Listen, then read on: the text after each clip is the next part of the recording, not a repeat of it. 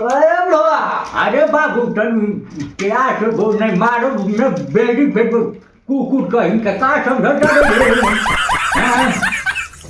आज बात इज्जत से बोला इज्जत से ट्रेंडिंग में गाना निकल बसो हम निकली आज जरूर निकली बुढ़ौती में ठमार दो अगर बुढ़ौती बाटले बाट मरबे न करम ये ठमार दो माधी स्पेशली वाला ए डार्लिंग हाँ ए डार्लिंग वो का बोका खेले चलो हाँ अब मुखिया के डरिया में अरे बाकी आदमी खाली अरे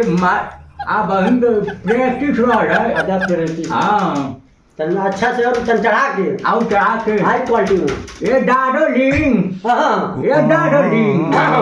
डार्लिंग वो का बोका खेले चलो शाबाशी दे मारत अब गिरी जाए जल्दी नहीं भरे भाई हमसे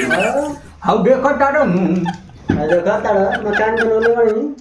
अब घर पर डंडा से मार अरे बाबू तुम बुढ़ौती के लिए आज कर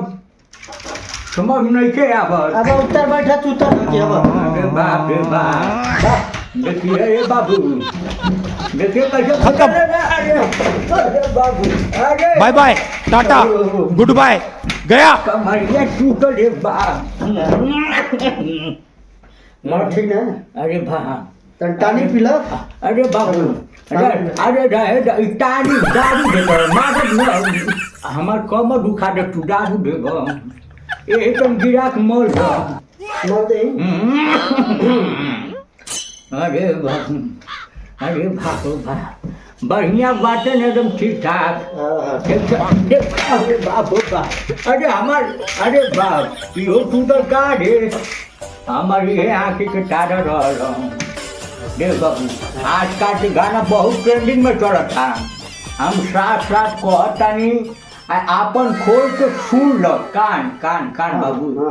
गुस्सा ना जरा हम जानता नहीं हमन के बुढ़ौती आ गई लेकिन आज के घड़ी तक ले